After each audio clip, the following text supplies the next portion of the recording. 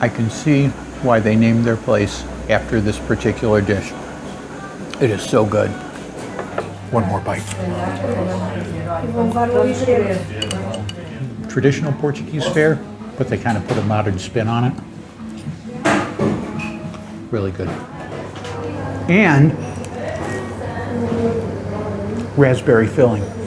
Oh my God, that is so good. Welcome to Destination Eat Drink, the travel channel for foodies. I'm Brent Peterson, and I'm an American living in Portugal, and today we're in the Portuguese city of Mafra. This is known for the Mafra Royal Palace, and we're right behind the palace right now in the Royal Garden, the Jardim do Cerco. And this is a beautiful garden back behind the palace. It would have to be. It's for the royals, or it was for the royals. And there's beautiful foliage here. There's also a little aviary with birds that you can probably hear in the background. The reason everyone comes to Mafra is to see this royal palace, and it's quite extraordinary.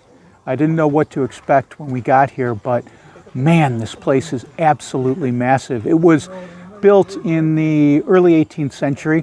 It took about 30 plus years to build. And King João V promised that he would build a palace and a basilica when his daughter was born, when an heir was born.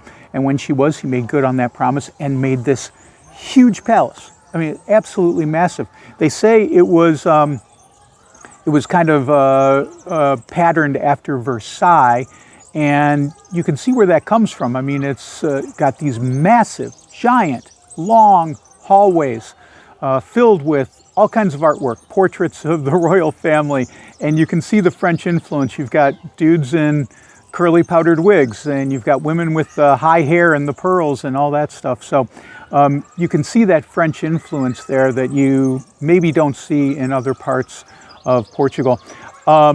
This palace was completed in 1755, not because it was done, but because of the Lisbon earthquake. And they said, well, we got to go rebuild Lisbon. Enough with this palace, and they called it complete. But it was a huge undertaking. They had up to 45,000 workers at any one time who were working on this palace. And it was so dangerous to work here, they even had a hospital for the workers. And you can see it. You can see the infirmary here. Something like 3,000 people, workers, died working on this palace over the 30 plus years. But it's worth going in, and it's it's not too expensive. I think it was €8 for us to get in. And if you're a resident of Portugal like we are, you can get in for free on Sundays. So that's kind of cool. Anyway, you walk through here. First thing you do is you go into the basilica, because of course, they had to build a church next to the palace. And that's interesting. It's got a nice dome up top, and it's cool to see that. And then you walk into the palace itself, and there's tons of artwork. A lot of the initial rooms is just stuff that they took out of the basilica, some of their treasures and archives. And it's like silver and gold chalices and stuff like that. And you might wonder, how, like I do, how did they get so rich? Where did all this money come from? Well, when the Portuguese colonized Brazil, they also brought the slave trade to Brazil and brought thousands and thousands and thousands of enslaved Africans to Brazil to initially work in the sugar plantations. That was pretty profitable. But then they discovered gold. And later they discovered diamonds, even more valuable. So that's where all that money came from. And that largesse trickled down to the church. So it was based on, slavery, stolen labor, and stolen natural resources from Brazil. So think about that a little bit, at least while you're walking through there. But it's amazing to see how these 18th century royals lived in this palace, because the rooms are extraordinary and opulent for the time. And, they've got original furniture in there and dining area, and there's even a small kitchen in there. You only get to see one small kitchen. I think it was made for workers, not for the royals. They got their own kitchen, of course. But this is definitely worth your time to come see. But I would say this, we're going to explore some more of Mafra. A lot of people come in, they take a bus, they book a tour. They come out to Mafra, they spend a couple hours in the palace, and that's it. Then they go back to Lisbon for their ginginha and their pastel de nata. But we're going to spend a little more time here because they have some interesting culinary things in Mafra that I want to see, buy, and taste. This is Cafe Fredinho. I'm not sure what Fredinho means. They have a picture of a friar on the logo here, but I don't know what it means because I put it in the Google Translate machine and it said puffin and black-eyed pea. So I'm not sure exactly what the name of this place is as far as the meaning goes. Anyway, what did we get? So I got a bolo de mel, which just means honey bread, honey cake.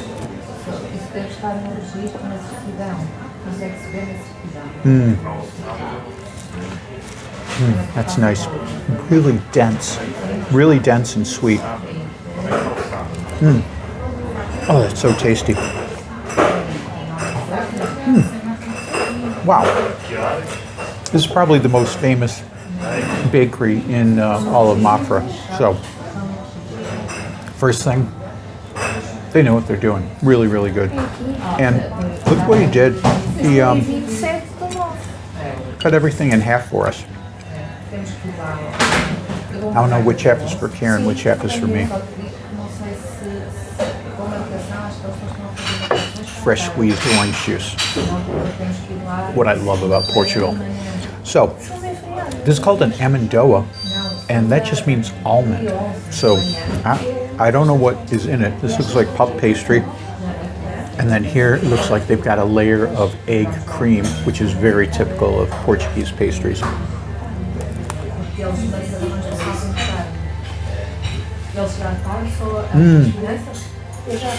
Those almonds are toasted beautifully and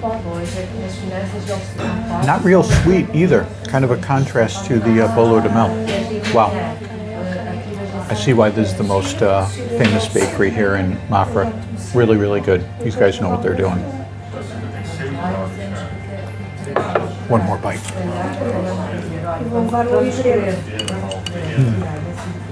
So good. This is Escondidinho, and this is the top-rated restaurant in Marfra. Karen's dish came out first, so I thought we'd give this a try. This is a salad. This is kind of like a deconstructed doner or a deconstructed gyro, but it's made with tofu slices with your salad and your tomato and all that fun stuff.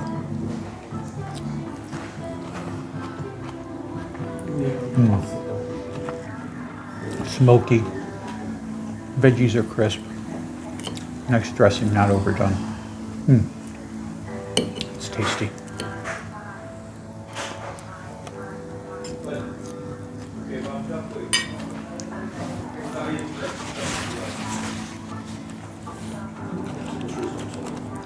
Of course, it comes with fries. A little mayo ayo.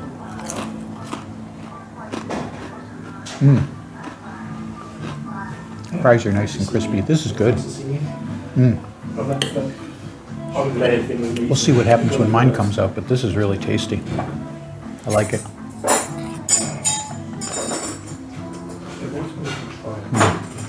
Good stuff.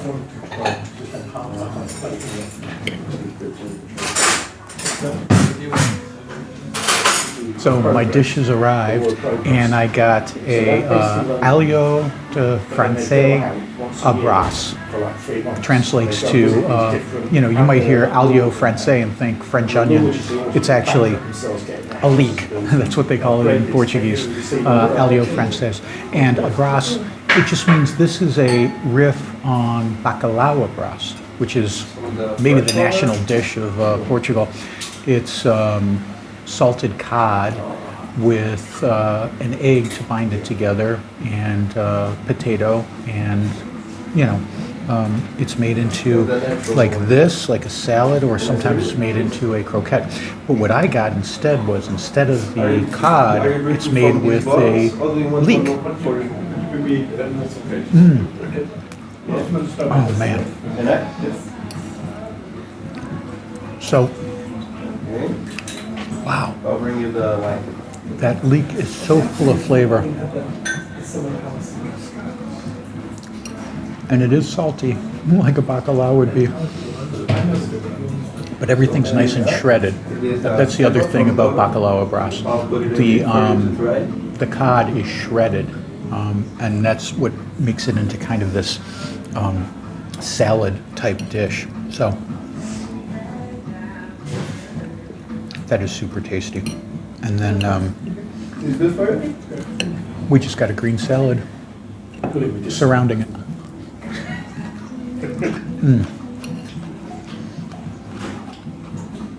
Super good. You know, I'm really glad they're taking creative license and doing different kinds of things here at this restaurant. It's traditional Portuguese fare, but they kind of put a modern spin on it. Really good.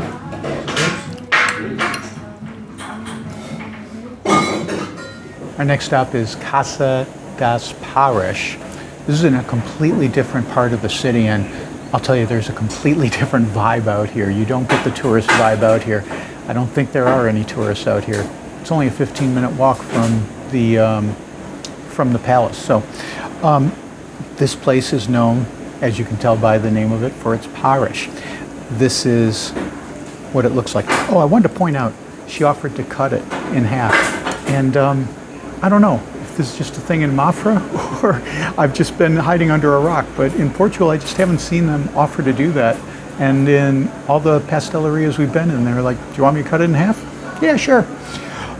So what is it? This is a puff pastry topped with sugar, and on this half I sprinkled a little cinnamon, a little canela, and then it's filled with egg cream. So let's give it a try.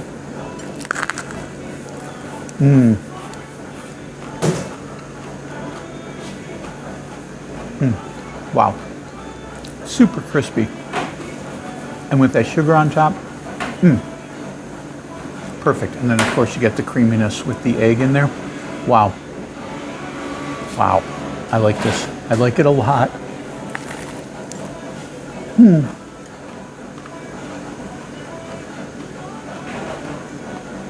I can see why they named their place after this particular dish.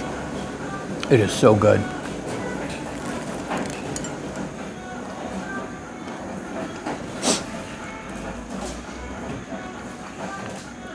And flaky and messy too, but worth it.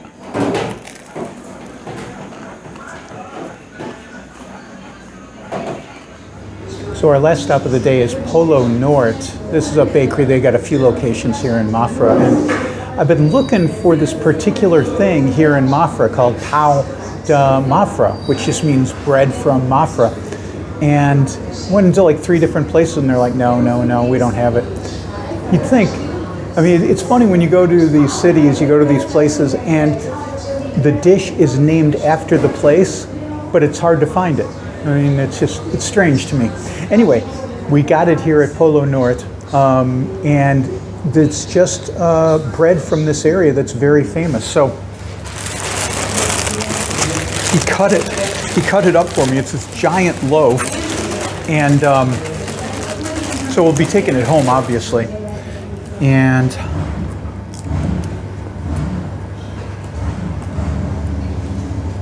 so the description I read was crispy crust and very light and fluffy on the inside.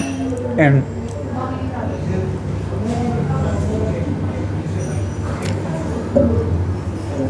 when I said that to Karen, she said, oh, so Italian bread. I'm like, yeah, I guess, kind of.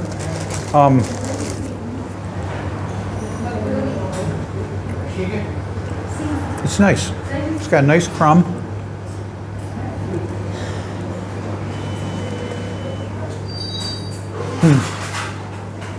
It's good. It's got a nice flavor to it. Yeasty. Not dry. But I got to imagine this would be really good toasted. So luckily I've got 2, 4, 6, about 20 slices of bread to go through. We're gonna have to freeze some of this. No way, Karen, you're going through 20 slices of bread in a couple of days before it goes stale, so it's gonna have to be frozen.